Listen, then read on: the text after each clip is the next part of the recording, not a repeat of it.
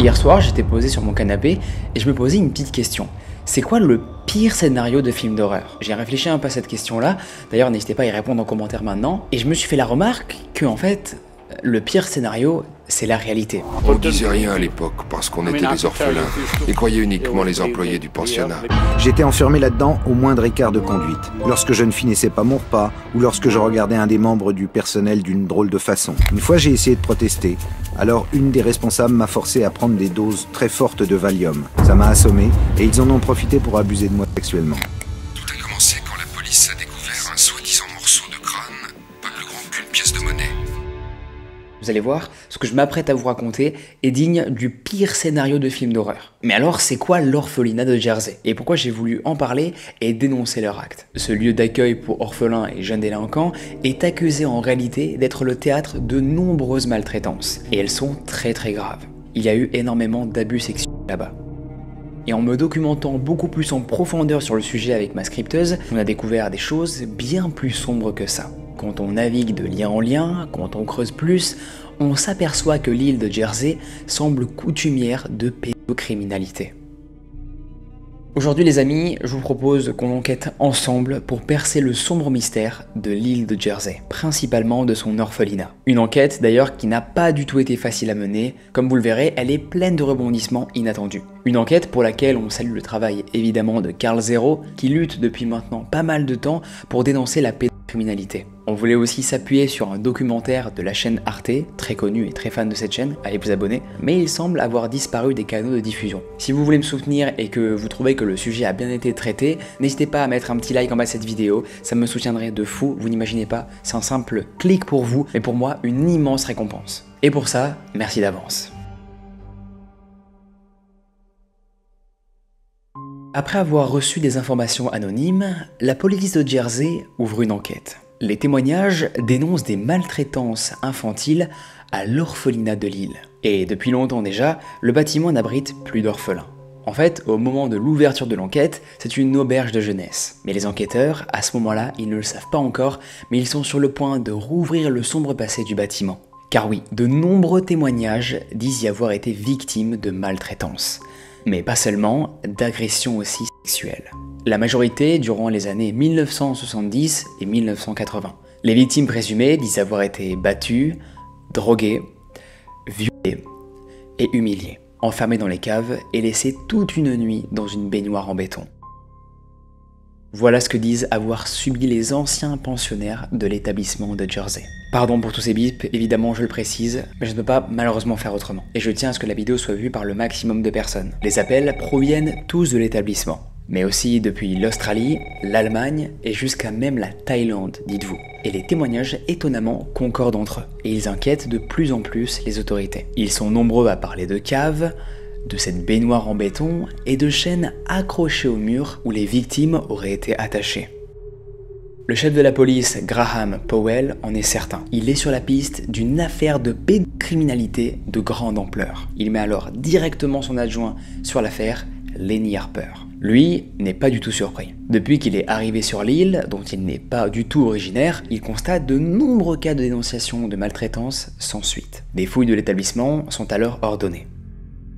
Et ce qu'elles vont permettre de découvrir, ces preuves, va engendrer la fermeture totale de l'auberge de jeunesse pendant plus d'1 an. Sous l'escalier principal, ce qui semble être un morceau de crâne est de suite envoyé au laboratoire pour analyse. Il est envoyé ce crâne-là en Angleterre précisément. Et avant que les résultats tombent, l'opinion publique est alertée. Les tabloïds britanniques se jettent sur l'affaire. Et on connaît leur appétit pour le sensationnalisme, quitte à déblatérer toutes sortes de conneries pour vendre leurs papiers.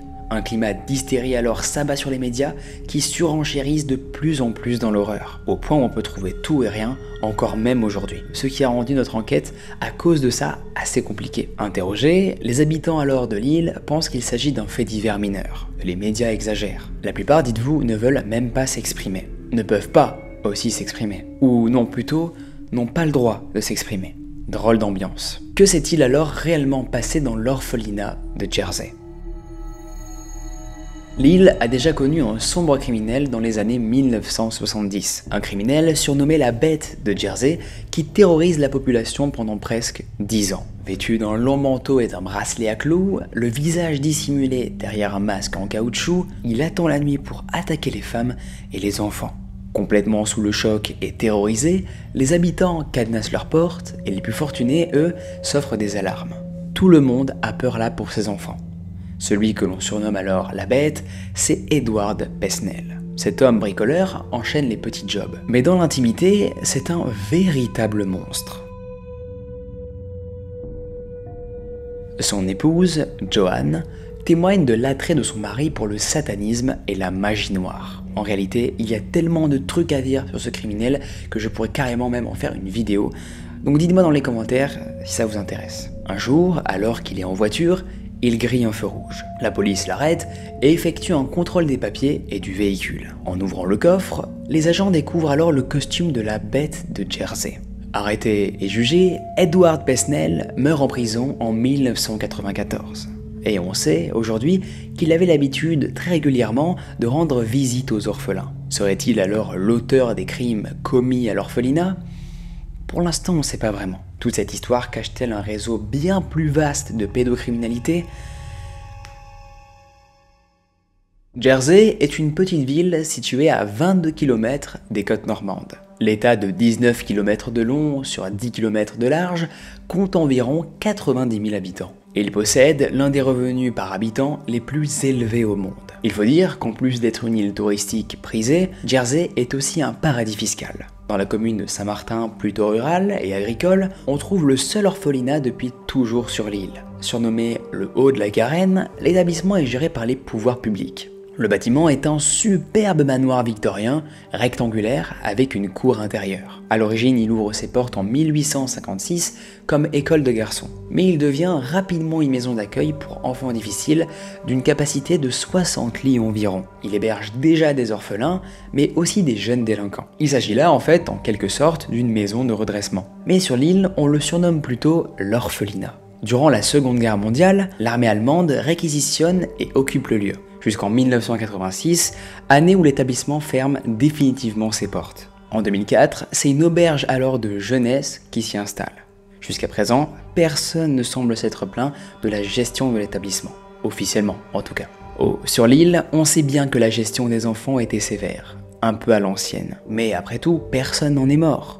Ah oui, il y a bien cette sombre histoire du gamin, Michael, qui s'est pendu dans cet orphelinat en 1966. Mais rien ne prouve officiellement que ce soit pour des maltraitances ou des agressions. Oui, il s'était plaint. Il a dit qu'il était victime de maltraitance. Mais qui écoute un enfant qui est en plus de ça orphelin dans les années 1960 ? Personne. Des années plus tard, pourtant, le meilleur ami du jeune Michael a demandé un entretien avec le ministre de la Santé pour lui confier toute la vérité. Et quand le ministre a voulu rendre l'affaire publique, il a reçu de fortes réticences de la part de ses confrères. En 1999, c'est au tour du principal établissement scolaire de l'île, le Victoria College, d'être mis en cause. Le directeur du département de mathématiques est accusé d'attentat à la pudeur et condamné à 4 ans de prison. Puis en 2003, un homme a tenté de faire chanter une personnalité de l'île. Il est accusé de l'avoir violé à de nombreuses reprises quand il était enfant. Mais c'est finalement l'accusateur qui s'est fait condamner pour chantage et diffamation. Ces accusations n'ont reçu évidemment aucune instruction des autorités. Les autorités, mais les habitants aussi. Tout le monde semble chercher à dissimuler la vérité. Mais l'officier Lenny Harper, lui, n'est pas originaire de Jersey. Originaire d'Irlande du Nord, il vient d'arriver sur l'île depuis 2002 pour terminer sa carrière. Il espère aller tranquillement vers la retraite. Graham, son chef, alors, se confie à lui. Quand lui-même est arrivé à la tête de l'équipe, un vieux policier lui a donné un conseil. Les politiques attendent de vous que vous enfermiez les ivrognes du samedi soir et que vous arrêtiez quelques cambrioleurs. En dehors de ça, occupez-vous de vos affaires et ne faites pas de vagues. Face aux nombreuses affaires de meurtres de l'île et aux dénonciations chassées sans suite, ce conseil résonne étrangement. En 2006, alors, des agressions sexuelles mettent en cause des militaires de la marine de Jersey. C'est l'affaire de trop qui conduit Power et Harper à agir. Alors discrètement, les deux, ils ouvrent une enquête. L'opération Rectangle met sous surveillance tous les lieux d'accueil de jeunesse de l'île. L'orphelinat, lui, n'existe plus, même si des victimes auraient été abusées pendant leur séjour en Haut-de-la-Garenne dans les années 70 et 80. Mais le foyer Greenfield est aussi soupçonné. Un travailleur social, Simon Bellwood, accuse l'établissement de pratiquer un classement maltraitant envers les enfants.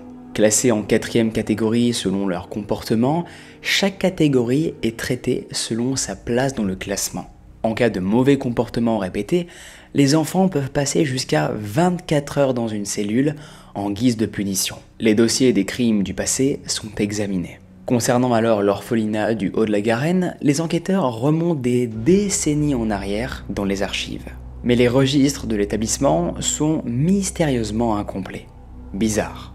La maltraitance infantile et la pédocriminalité seraient-elles une tradition alors à Jersey? Même les ministres, dites-vous, de la Santé semblent vouloir dénoncer le fait. Alors cette enquête ouverte sur les différents établissements de l'île est d'une ampleur inédite. La plus grande enquête jamais ouverte sur l'île. Les autorités ordonnent la fermeture alors temporaire de l'auberge de jeunesse pour y organiser des fouilles. Sous une cage d'escalier au rez-de-chaussée, les enquêteurs alors trouvent ce qui semble être un fragment de crâne. Pourtant, à Jersey, personne ne veut croire des allégations de maltraitance d'enfants. La discrétion semble être une règle d'or sur l'île. Que cherchent-ils tous à protéger par leur silence? C'est quand même hyper chelou quand même, non, leur comportement? Au lendemain de la découverte, le révérend Robert Kay fait son serment aux fidèles. De la cruauté excessive, du faux sensationnalisme et de la curiosité lubrique, Seigneur, délivrez-nous. J'ai parlé avec des gens qui étaient déjà là à l'époque. Ils n'ont rien vu. J'ai aussi rencontré d'anciens employés, qui sont des gens d'une grande intégrité. Pour le révérend alors, il n'y a pas de doute. On parle là d'une autre époque.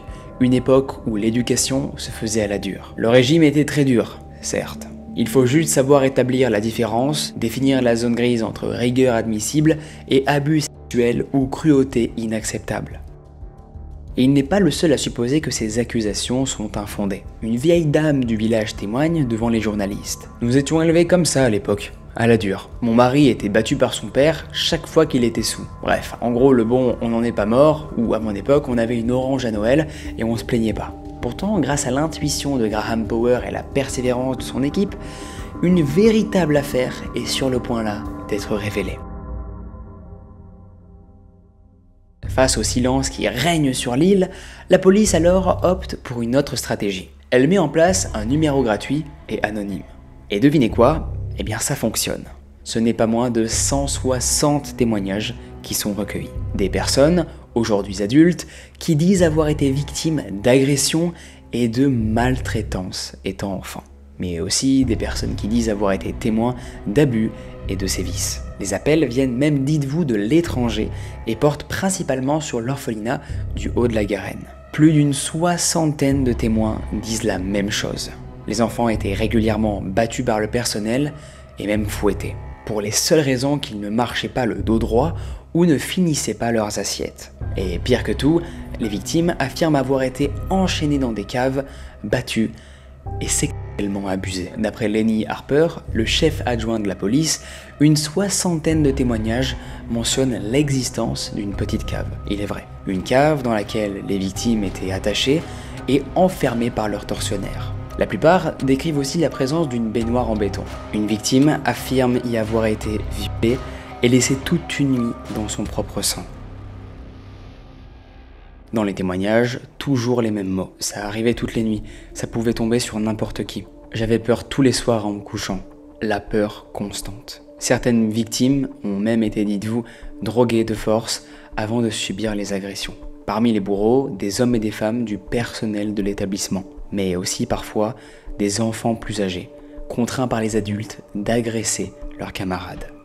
Les témoignages débutent dans les années 1960. Mais le pic de maltraitance semble avoir été durant les décennies de 1970 et 1980. S'il y a eu autant de maltraitance sur une si longue période, pourquoi alors ce silence jusqu'à aujourd'hui? Pourquoi alors le scandale n'a-t-il pas éclaté plus tôt? En réalité, des notables puissants de l'île sont mis en cause et accusés par les victimes. Certains membres du Parlement de l'État de Jersey ont même travaillé dans l'établissement par le passé, notamment l'élu chargé de l'éducation à Jersey, même si rien en réalité ne laisse à penser qu'il peut être suspect. Chercherait-on alors à protéger quelqu'un? Le ministre de l'île, qui doit défendre la réputation internationale de l'île, insiste. Aucun employé de l'État de Jersey n'a fait l'objet d'une enquête policière. Si la police avait trouvé quelque chose de suspect, il y aurait eu une enquête. C'est trop tard, malheureusement. Graham Power décide alors d'ouvrir une enquête sur le haut de la Garenne.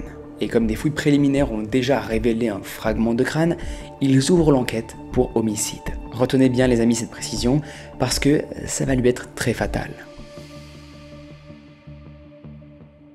Des fouilles de grande ampleur alors sont organisées avec le forensique en 2008. Le bâtiment est grand, sans compter le terrain qu'il faut encore examiner. Et pour être sûr que l'enquête ne soit pas passée sous silence, cette fois, la presse est convoquée. Le jour J, on dresse alors des cordeaux autour du lieu de fouille. Les journalistes du monde entier s'agglutinent. Et les équipes scientifiques, elles, en revanche, ratissent le moindre centimètre de terre. Pelleteuses, chiens renifleurs, vraiment tous les moyens sont mobilisés. Au total, 7 millions de livres sterling seront dépensés. Et parmi les chiens renifleurs, il y a Eddie. Ce chien-là, il a déjà travaillé sur l'enquête de la disparition de la petite Maddie McCain. Lorsque les chiens se ruent sur un monticule de gravats, les agents se mettent à creuser. Sous les décombres, il semble qu'un accès soit dissimulé. C'est 4 caves regroupées par une pièce centrale qui sont découvertes. Des caves qui semblent murées depuis maintenant 20 ans. Et dans une d'elles, il y a une baignoire en béton et des chaînes reliées au mur, comme en témoignent étrangement les appels anonymes. Sur place, les chiens renifleurs de cadavres réagissent vivement. Dans la baignoire, ce sont les chiens renifleurs de sang qui réagissent. Dans un coin, un feuillet de cheminée. Sur un poteau en bois, une inscription terrifiante. J'ai été mauvais pendant des années et des années. Bizarre cette marque. Témoignerait-elle des maltraitances passées dans l'établissement du haut de la Garenne ?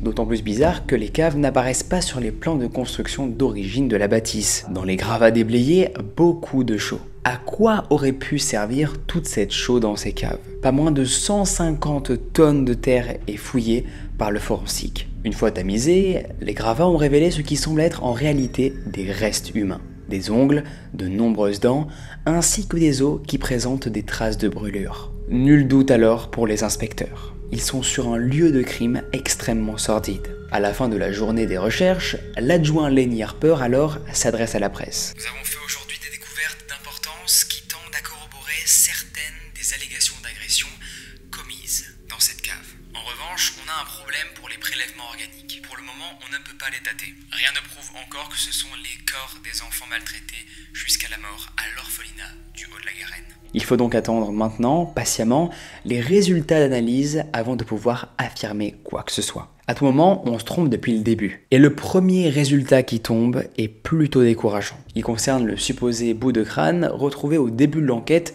sous l'escalier du haut de la Garenne. Il ne s'agit en réalité, devinez quoi, que d'un morceau de noix de coco. Ou peut-être la coquille d'une graine quelconque. En tout cas, pas de crâne humain. Les enquêteurs sont publiquement discrédités. Et ça arrange pas mal de monde sur l'île. Pas mal de monde. Lenny Harper, l'adjoint, reçoit des pressions et des lettres de menaces. Pour lui, il est évident que ce sont les anciens policiers qui avaient travaillé sur l'affaire à l'époque. Des agents qui auraient en fait été au courant de l'affaire, mais qui n'auraient jamais cherché à enquêter. Si l'on découvre aujourd'hui des crimes dont la police était au courant, le scandale sera beaucoup trop gros. Vous imaginez. Dans un mémo secret révélé par The Time, il accuse les magistrats locaux à chercher et à étouffer son enquête. Les victimes présumées reçoivent elles aussi des appels pour les décourager de témoigner et poursuivre leur agresseur. C'est clair là qu'on cherche à étouffer l'affaire. Il faut dire qu'on parle d'agression physique, sexuelle, allant jusqu'à des actes de sodomie sur des enfants, sans parler de l'implication de personnes puissantes dans cette affaire. Car si le premier morceau de crâne n'est qu'un bout de noix de coco, les enquêteurs ont d'autres restes en leur possession. Les ongles, les dents, rappelez-vous, et les quelques os retrouvés dans les caves. D'ailleurs, les résultats d'analyse prouvent que parmi eux, il y a bel et bien des restes humains. Des restes des corps d'au moins 5 enfants âgés de 4 à 10 ans. Les dents, elles, sont des dents de lait. Et selon les experts, ce ne sont pas que des dents tombées naturellement. Apparemment, on les aurait arrachées aux personnes qui les détenaient. 5 des 6 dents envoyées aux analyses avaient encore leurs racines. Ce qui force donc, comme je vous l'ai dit, à constater qu'elles étaient encore sur la gencive de leur possesseur quand elles étaient enterrées. Et c'est évident que tous ces fragments-là qu'on voit sous nos yeux ont été enterrés dans les caves, sous la chaux, afin d'être dissimulés. Les enquêteurs cherchent maintenant à identifier les victimes. Malheureusement, ils se heurtent à 2 obstacles. Déjà, les analyses ne permettent pas de dater précisément depuis quand les restes humains se trouvaient là. Après tout, le lieu est occupé depuis la période victorienne. Donc logique, il a même servi aux ennemis pendant la guerre. Se pourrait-il alors que ce soit des restes de victimes nazies? L'autre problème, c'est que les archives de l'orphelinat sont incomplètes. Certains registres des noms des pensionnaires manquent à l'appel. Bizarre. Les enquêteurs essaient bien de regrouper avec les signalements de disparition d'enfants, remontant à près d'1 siècle. Mais la tâche est difficile. Qui peuvent être les potentiels agresseurs? La police dresse alors une liste de 40 suspects, principalement des employés du Haut-de-la-Garenne. Et il y a aussi parmi eux des personnalités publiques, comme un certain Jimmy Savile, un présentateur de télévision populaire en Grande-Bretagne. Mais la plupart des suspects seront laissés en liberté par manque de preuves. L'étau se resserre sur 3 personnes qui font l'objet d'une procédure judiciaire. Quant au ministre de la Santé qui a contribué à révéler l'affaire, il est tout simplement démis de ses fonctions. Toujours sénateur, il tente de s'exprimer sur le sujet et de présenter des excuses publiques aux victimes. Son micro est coupé et ses confrères quittent la salle pour manifester leur désaccord. C'est clair là que l'affaire ne fait pas consensus dans le milieu politique. Certains disent même que le règlement de l'établissement était en réalité juste très strict, et c'est tout. Qu'il n'y avait rien de grave et que c'était juste beaucoup trop strict. Car après tout, c'est assez normal de prendre des coups de canne quand on ne marche pas droit. Mais que cela ne signifie pas tellement qu'il y avait eu des dérives et des abus. Encore moins des agressions sexuelles. Pourtant, l'opinion publique n'est plus de cet avis-là. Les manifestations de soutien à la parole des victimes encouragent les langues à se délier. La théorie selon laquelle le ministre de la Protection de l'Enfance cherche à saboter l'enquête se répand. Les bourreaux présumés sont dénoncés publiquement. Parmi les accusés, un certain Colin Tilbrook, directeur de l'établissement durant les années 1960. Il est décrit comme un homme assez pervers, qui crie beaucoup et dont les élèves ont assez peur. Les enfants convoqués dans son bureau disent recevoir au mieux des coups. Il lui arrive aussi de les agresser sexuellement en les menaçant de les frapper avec sa ceinture.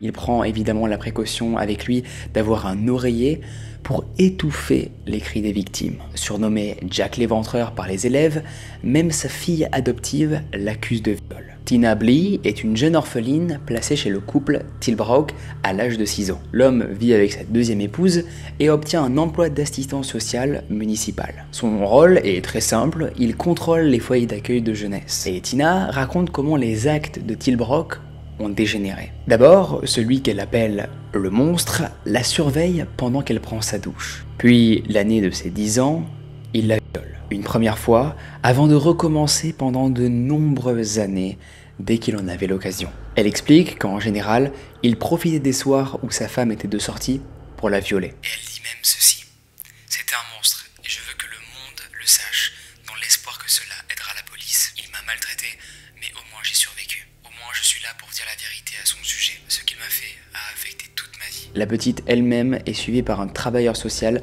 censé vérifier que tout se passe bien pour elle. Mais Tilbrook la domine psychologiquement du haut de son âge et des tortures qu'il lui inflige. Il lui dit que si elle essaie de prévenir quelqu'un, personne ne la croira. Tina n'ose alors se confier à personne. Même pas à sa mère adoptive, dites-vous. Beaucoup trop peur que personne ne la croie et qu'on l'accuse surtout d'être une menteuse. Et puis, Tilbrook est une personne importante au sein des services sociaux. Il la menace même, dites-vous, de la renvoyer dans le foyer lugubre d'où elle vient. Et la petite a trop peur de perdre le peu de confort d'une maison qu'elle gagne à être placée chez eux. Il sait pertinemment que la jeune fille est piégée avec lui. Elle le décrit comme une personne colérique, accro à la domination et à la violence. Mais les attaques ne cessent que lorsque Tilbrook rencontre et épouse une autre femme du nom de Carol. À l'image de celui de Tina, les témoignages sont glaçants. Et depuis que le ministre de la Justice a été écarté, les victimes ne se contentent plus d'être anonymes.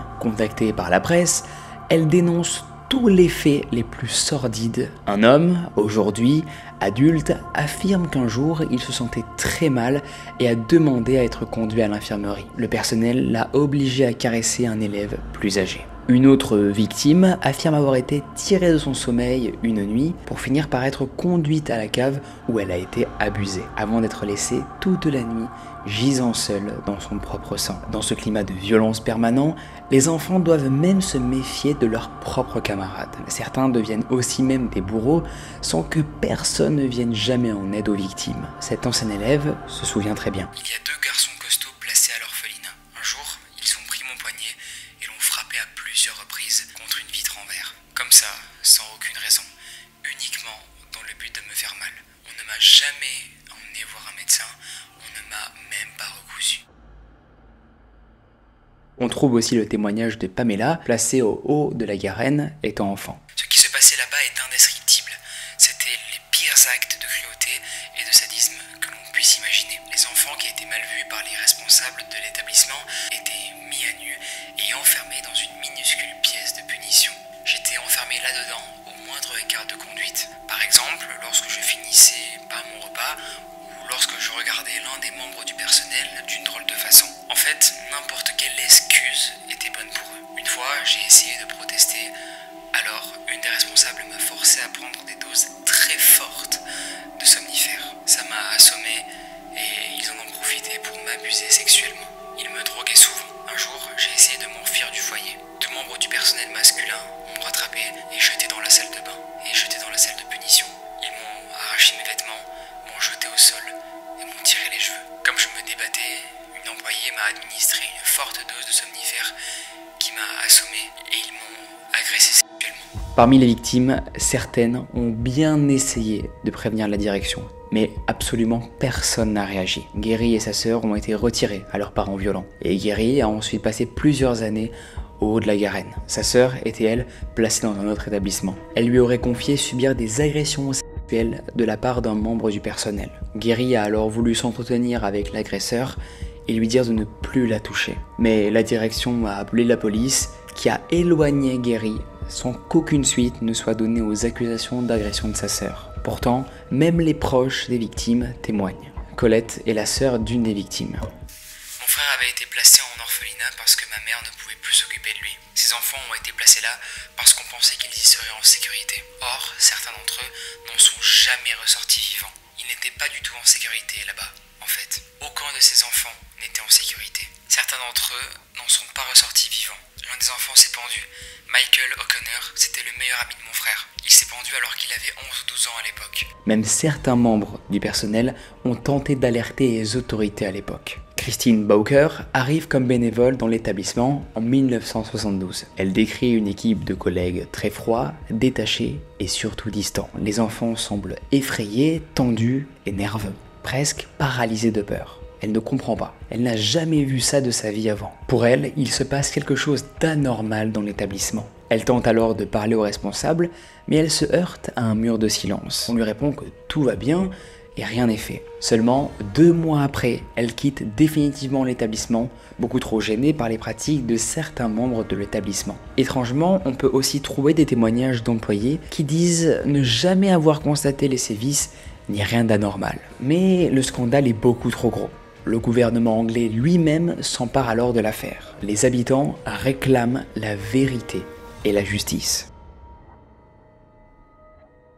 Concernant les restes trouvés au haut de la Garenne, des laboratoires effectuent alors des analyses très poussées pour tenter de les dater. Les résultats inattendus sont produits par ces nouvelles analyses. Ils révèlent qu'en réalité, les restes retrouvés sont presque tous des ossements d'animaux. Finalement, seuls 3 d'entre eux pourraient être humains et ils sont datés entre 1470 et 1670, soit des centaines d'années avant l'ouverture de l'orphelinat. Ridiculisé, le chef de la police, Graham Power, est suspendu. Il est accusé d'avoir mal conduit l'enquête et même d'avoir falsifié des preuves. Quant à Lenny Harper, l'adjoint, il est fortement critiqué pour avoir induit le public en erreur sur les conclusions. Et même s'il essaie de se défendre, il dit que même si l'enquête a été ouverte pour homicide, la police n'a jamais confirmé qu'il y ait eu des meurtres. Une nouvelle équipe alors est mise en place et répand l'enquête. Des communiqués de presse sont alors organisés. Le successeur, David Workup, déclare qu'il n'y a rien de suspect dans toute cette affaire. Selon lui, la plupart des informations divulguées jusqu'à présent étaient en fait inexactes. Les restes humains retrouvés étaient en réalité des ossements d'animaux, à l'exception de quelques-uns qui correspondaient à des hommes, morts il y a des centaines d'années. Concernant les chaînes accrochées au mur dans les caves, elles auraient servi à y attacher en fait des animaux, que des vieux morceaux de métal rouillé. Rien ne laisse à penser qu'elles aient servi à attacher quelqu'un de force pour l'agresser. La baignoire elle-même ne serait en réalité en fait qu'un vieil évier utilisé pour la dernière fois en 1920, plus alimenté en eau depuis bien longtemps. Et les soi-disantes caves qu'on a retrouvées n'étaient elles-mêmes que des trous dans le sol. Le poteau de bois sur lequel on retrouve le graffiti n'a d'ailleurs été ajouté au bâtiment qu'en 2003 pendant sa transformation en auberge de jeunesse. Les dents de lait, elles, étaient des dents sorties naturellement.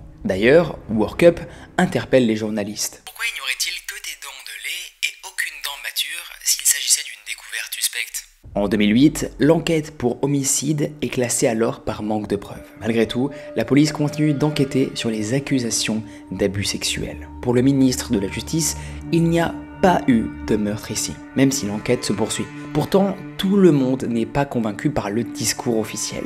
Notamment l'ancien ministre de la Santé, gentiment écarté comme par hasard de son poste. Il affirme très premier degré que les autorités tentent de discréditer le travail de Lenny Harper, laissant planer le doute quant à l'existence réelle de meurtres d'enfants. Il s'agit d'une tentative de salir et de discréditer le travail de Lenny Harper, et ainsi de justifier le rejet de l'abandon de certains aspects de l'enquête sur Haut-de-la-Garenne, notamment la possibilité que des décès d'enfants aient eu lieu à cet endroit, et certaines allégations d'abus plus graves. Officiellement, le nombre de suspects, lui, diminue. Pourtant, en 2012, de nouvelles accusations relancent alors l'opinion. Et pas des moindres, celle contre Jimmy Savile, une petite célébrité de la télévision britannique. Cheveux blonds, gros cigare, pantalon de survêt et lunettes teintées, l'homme est un excentrique de nature. Très aimé du grand public, il était connu pour son engagement auprès de nombreuses associations. Il était particulièrement actif dans les hôpitaux, technique pour avoir accès aux enfants plus facilement.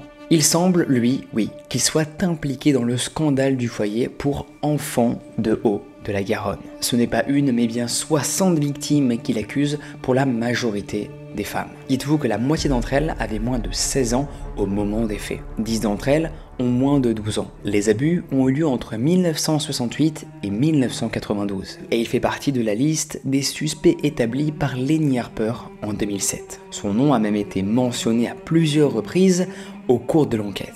Mais malheureusement, comme pour l'autre suspect, la police ne disposait d'aucune preuve. Les accusations alors portées contre lui n'avaient jamais été rendues publiques. Elles avaient été étouffées de diverses manières. Jusqu'à sa mort en 2011 où les langues se délient. Un reportage est diffusé sur lui et des victimes présumées s'expriment publiquement. Il aurait agressé sexuellement de nombreuses jeunes filles pendant des décennies en tant que présenteur de radio et de télévision. Les enquêteurs alors s'interrogent sur sa possible implication dans un réseau pédocriminel de grande ampleur. Une employée de la société de sa ville est alors accusée d'être, elle, complice. Au final, l'enquête établit plus de 550 abus et aboutit à 7 condamnations, dont 4 qui concernent des faits qui se sont déroulés à l'orphelinat. Mais quand la vérité éclate, l'homme est déjà mort depuis très longtemps. Donc ça signifie, pas de procès. Curieusement, il n'est pas le seul accusé de l'affaire à être publiquement reconnu coupable. L'acteur Wilfried Brambell est accusé d'avoir, dans les années 1970, commis à Jersey des abus sexuels sur 2 garçons âgés de 12 et 13 ans. L'un d'entre eux était pensionnaire à l'orphelinat. Le problème, c'est que l'homme est décédé en 1985 alors que l'affaire éclate en 2006. Enfin, après sa mort, c'est un sénateur de Jersey, Wilfried Krzyzewski, qui est accusé de viol cette fois-ci sur les orphelins du Haut-de-la-Garenne. Mais dans les faits, on ne trouve aucune condamnation pour des actes de maltraitance à peine reconnus. En réalité, en finissant la rédaction de cette vidéo avec Julie ma scripteuse, on se sent complètement choqué. Choqué par cette affaire qui est au-delà du sensationnel, qui est juste hyper triste. Je dis souvent que la réalité dépasse la fiction, et là, je trouve que c'est parfaitement le cas. Est-ce qu'on saura un jour la vérité sur les crimes de l'orphelinat de Jersey? Honnêtement, j'en doute. Et vous en pensez quoi? J'attends vos avis en commentaire. Évidemment, le plus gros des respects pour cette affaire. Et vous en pensez quoi? J'attends vraiment vos avis en commentaire. Ne restez pas déconnectés trop longtemps. On se retrouve nous très prochainement pour une nouvelle vidéo ou une nouvelle affaire. J'espère que cette vidéo ne sera pas démonétisée, qu'elle sera vue par le plus de personnes possible, car dénoncer ce genre de choses, c'est hyper important. Merci d'avoir suivi, on se retrouve très prochainement pour une prochaine vidéo. J'espère que vous ne ferez pas trop de cauchemars. À bientôt.